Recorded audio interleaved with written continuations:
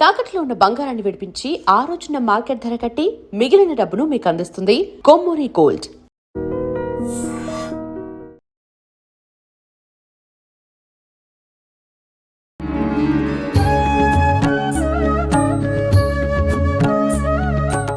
నమస్తే గురుజీ. నమస్కారం మా విజిత.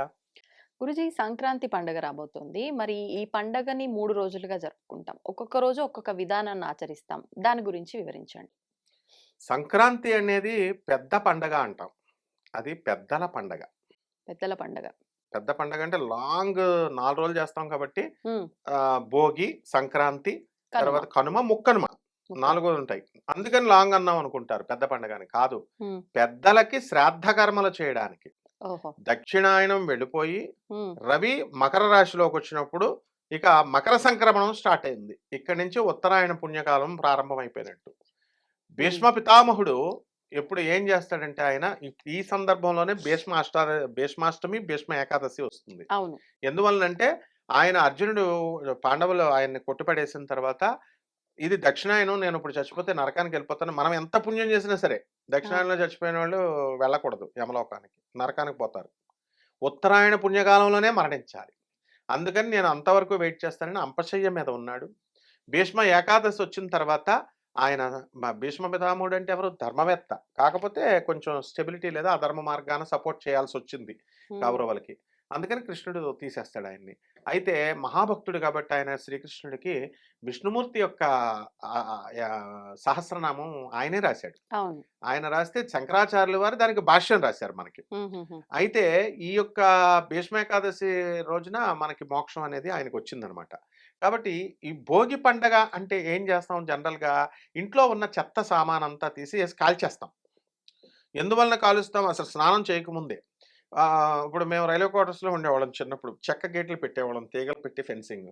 రాత్రి అయ్యేసరికి, పొద్దున్న అయ్యేసరికి చెక్కల గేటు వెళ్ళిపోయేది. ఆ వీధిలో ఉన్న కుర్రాళ్ళు మొత్తం పెద్ద పెద్ద చెట్లు నరికేసి దొంగలతో వేశారు. ఇప్పుడు అవి కనబడట్లేదు మనకి. పెద్ద పెద్ద చెట్లు దొంగలతో రాత్రంతా కాలుతూనే ఉండేది 4 నుంచి. సో అటు దానిపైన నీళ్లు పెట్టుకుని ఇంటిళ్ళ పాది స్నానాలు చేసేవారు అందరూ, ఆ కాలనీ అంతా. కాలనీకి ఒకటి వేసేవారు.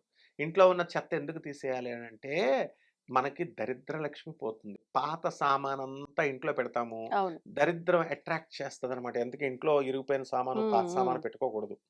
దరిద్ర దేవత అట్రాక్ట్ చేస్తుంది, దాన్ని తీసేస్తాం. అంటే సింబాలిక్ రిప్రజెంటేషన్ ఏంటంటే మనలో ఉన్న ఈర్ష్య, అసూయ, last year experiences, bad experiences అని వదిలేరా బాబు అని. లాస్ట్ ఇయర్ లాంగ్ బెగో నాకు వాడు మోసం చేసేసాడు, లాస్ట్ ఇయర్ నాకు వాళ్ళు హ్యాండ్ ఇచ్చారు అని అనుకుంటా ఉంటారు కదా. అందుకని అది కాదు నాయన, ఇంకొదిలేరా నాయన పాత జ్ఞాపకాలు బుర్ర తినకుండా కొత్తగా స్టార్ట్ చేయ లైఫ్ అని చెప్పడమే భోగి పండుగ. ఆ భోగి పండుగ రోజున మనం స్నానం ఎలా చేయాలంటే నువ్వుల నూనె కొంచెం పెట్టుకొని, రేగు పళ్ళు దానిపైన వేసుకొని, నువ్వులను కూడా వేసుకొని స్నానం చేయాలి.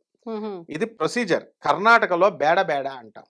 అంటే కర్ణాటకలో ఈ యొక్క నువ్వులను ఇచ్చుకొని ఒకళ్ళొకళ్ళు పైన స్నానం చేసిన తర్వాత నువ్వులతో తయారు చేసినటువంటి చెక్కలు పెట్టుకొని ఒకళ్ళొకళ్ళు విష్ చేసుకుంటారు. ఇప్పుడు కూడా కర్ణాటకలో ఆ సాంప్రదాయం ఉంది. ఇకపోతే భోగి పండుగన కొత్త వస్త్రాలు ధరిస్తారు. పాతదనానికి స్వస్తి పలికి ఆ రోజు అమ్మవారికి ఎవరికి పూజ చేస్తాము మనము అని అంటే, ఈ యొక్క సంక్రాంతి పండగ అంతా కూడా పంట పొలాల పండగ. పితృదేవత తర్పణాలు, శ్రాద్ధ కర్మలకి ఈ పండగ ఉందన్నమాట. తెలంగాణలో మనకి పితృపక్షాలను వస్తుంది అక్టోబర్ నవరాత్రుల్లో. అది ఎలాగో తెలంగాణ ప్రాంతీయంగా, ఇక్కడ ఆంధ్రాలో సంక్రాంతి ఇలా చేస్తామన్నమాట. ఈ పండగ మొత్తం విశ్వవ్యాప్తంగా చేస్తారు సంక్రాంతిని. సంక్రాంతి లక్ష్మిని మనం పూజిస్తాం. నవ్వుల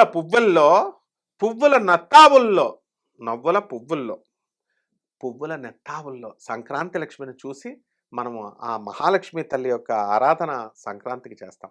భూలక్ష్మిని పూజ చేస్తాం, శ్రీలక్ష్మిని పూజ చేస్తాం. అందువల్లనే హరిదాసులు వాళ్ళందరూ కూడా పల్లెటూరులో ఇప్పటికీ ఉన్నారు, ఎక్కడికి పోలేదు వాళ్ళు.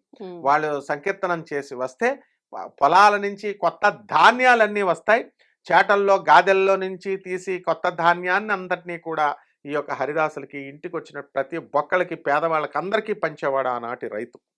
కాబట్టి ఇక్కడ ఎంత అద్భుతమైనటువంటి సంక్రాంతి పండుగ అంటే ఈ రోజుల్లో పంటలన్నీ కూడా బంగారపు వర్ణంతో ప్రకృతి అంతా కూడా బంగారంగా ఉంటుంది. ఎందుకంటే ధాన్యం అంతా పండుతుంది. దాన్ని కోసేసి రోడ్ల మీద వేసేస్తారు. చల్లని గాలి, ఇది చలికాలం కదా! అలాగే పక్షులన్నీ కూడా అవన్నీ కూడా రోడ్డు మీద ఇవన్నీ ఏరుకుంటూ ఉంటే పువ్వులన్నీ కూడా వికసిస్తాయి ఈ యొక్క వర్ష ఋతువులో. మరి తర్వాత వసంత ఋతువు మనకి ఈ యొక్క ఋతువు స్టార్ట్ అయిపోతుంది. కాబట్టి ఆ టైంలో ప్రకృతి శోభామయమానంగా ఉంటుంది కాబట్టి యా దేవి సర్వభూతేషు ప్రకృతి రూపేణ సంస్థిత నమస్తస్యై నమస్తస్యై నమస్తస్యై నమో నమః. ఆ తల్లి ప్రకృతి మాతను పూజ చేస్తామన్నమాట. ఇది సంక్రాంతి పండుగ. ఆ తర్వాత పొలాల్లో మనం వెళ్తాం. హ్మ్. అలాగే తర్వాత వచ్చేటటువంటి కనుమ పండుగ మనం ఏం చేయాలంటే, మనకి పాడి పంటలు అని అన్నాం. 2 వాడాం. అవును. పాడికి లేనిదే పంటలెక్కడొస్తాయి? అవును. కాబట్టి గేదెలు, ఆవులు ఇవన్నీ కూడా మనకి ఎద్దులు, నాగలి దున్నాలి కాబట్టి వాటిలన్నిట్లికి కూడా మనం అలంకారం చేసి పశుదొడ్డెలనన్నిటిని పూలతో మామిడి ఆకులతో కట్టి హ్మ్. పశువుల కొమ్మల్ని వాటిలన్నిటికి పుష్పాలతో అలంకారం చేసి పశుపూజ చేస్తాం.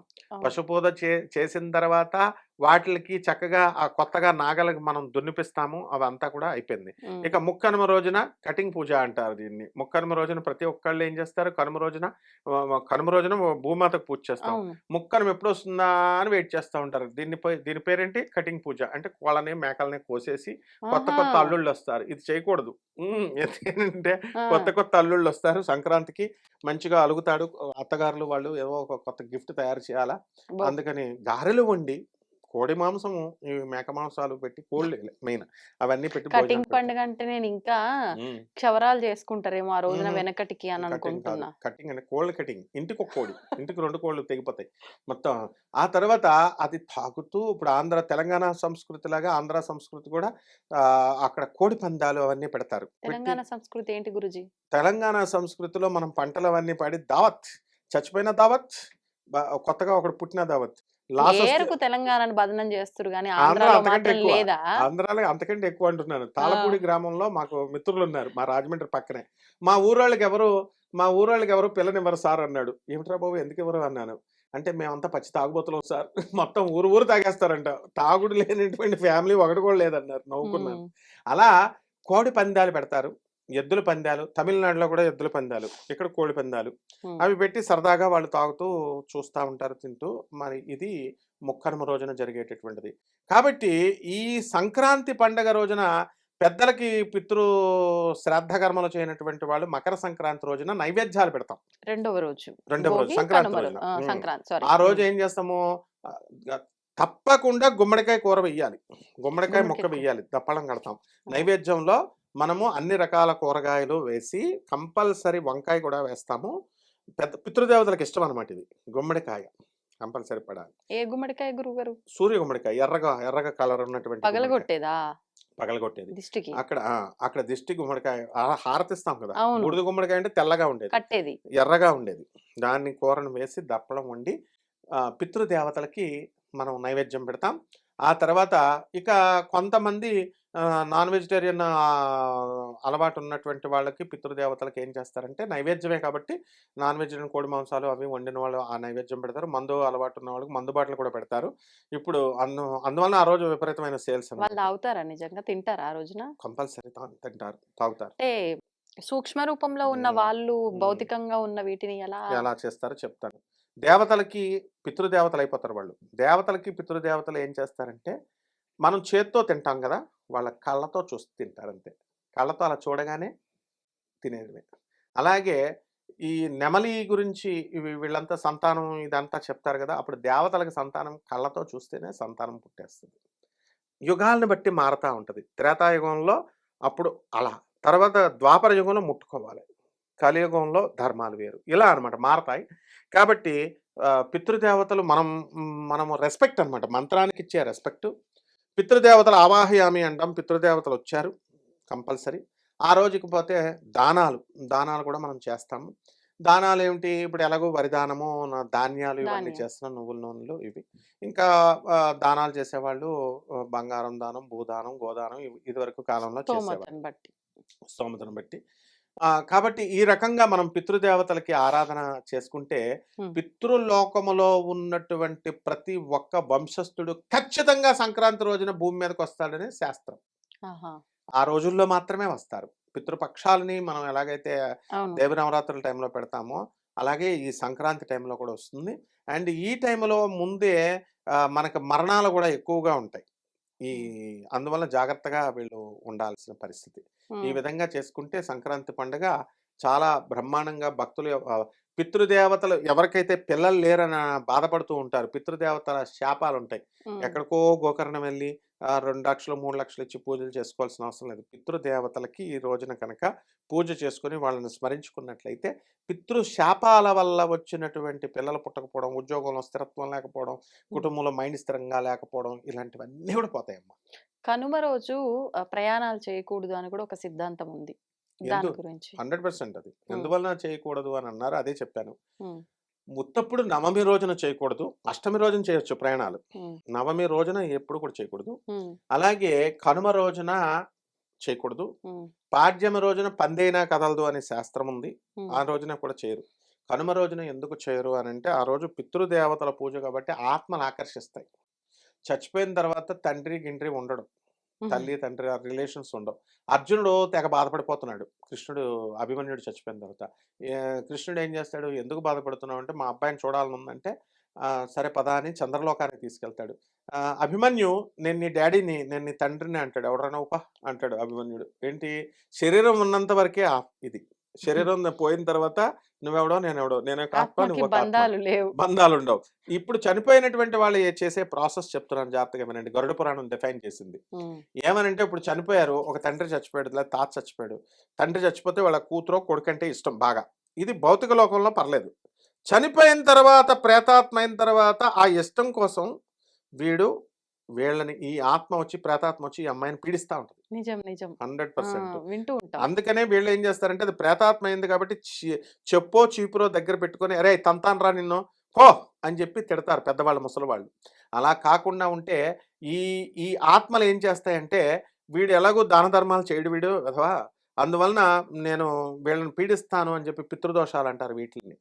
కాబట్టి వీళ్ళు అలా చేస్తారు కాబట్టి కనుమ రోజున మనల్ని ఆకర్షిస్తాయి అవి. దా ఆ సినిమా కూడా తీశారు. రా బొమ్మాలి రా రా అని నేను ఎలాగోపోయాను. నేను ఆత్మ అయ్యాను. నువ్వు కూడా నా లోకానికి వచ్చేయి. I will take you. ఎలాగంటే రియల్ ఎస్టేట్‌లో మనం ఒక స్థలం కొన్నాం అనుకో పక్కింటోడికి చెప్తాం. నువ్వు కూడా నేను కొనుక్కో తీసుకున్నా పక్కన నువ్వు తీసుకో. బావుందని. అలాగే ఈడు చచ్చిపోయి నేను కొత్త లోకానికి ఊరెళ్తే ఏవండీ బావుందండి. మనం కాశీ గాణగాపురం వెళ్ళిపోదాం. లేకపోతే అరుణాచలం వెళ్ళిపోదాం. నేను ప్రదక్షిణ చేశాను. మీరు కూడా రండి. ఇలాగే చచ్చిపోయిన ఆత్మ కూడా ఎందుకురా మీరు భూలోకంలో మీకేం పని? కమాన్ మనం కొత్త లోకానికి పోదాం అని రా రా అని పిలిస్తే యాక్సిడెంట్లు చేసేస్తాయి. అందుకోసం అని చెప్పేసి కనుమ రోజున నోరు మూసుకొని ఇంట్లో కూర్చొని ప్రమాదాలు జరిగే కోళ్ళు అవకాశం. కోసేస్తారు. కోసేసి మందు తాగుతూ కోళ్ళ పందాలు అవి పెడతారు. అవి చూసుకోవడం వరకే అనమాట. అలా కాకుండా ప్రయాణాలు ఎవరైనా నేను పెద్ద హీరో అని ఆయన ప్రయాణం చేస్తే డెఫినెట్‌గా దా దా బొమ్మాళి రా అని పిలుస్తుంది. దానికి ఊరుకోండి బలైపోతారు. గురూజీ మీరు మరీను. నిజమమ్మా. ఇవన్నీ అనుభవాలతో పెద్దలు చెప్తారు. హ్మ్. ఇప్పుడు ప్రేతాత్మలకి అంత శక్తి ఉంటుందన్నమాట. కాబట్టి ఈ రకంగా చేసుకొని ఇది కేవలము పెద్దల పండుగ అని పెద్ద పండుగ అని ఎందుకన్నారంటే మనము పితృదేవతల యొక్క ఆశీర్వాదాన్ని ఈజీగా పొందేది. ఇప్పుడు ఎన్నో సంవత్సరాల నుంచి మనం శ్రాద్ధ కర్మలు, పిండ కర్మలు చేయట్లేదనుకో మర్చిపోయాం. ఆ రోజున దప్పలం వండిపెట్టేసి ఆ పితృదేవతలను స్మరించుకున్నట్లయితే తప్పకుండా పితృదేవతలు భూలోకానికి దిగుతారట.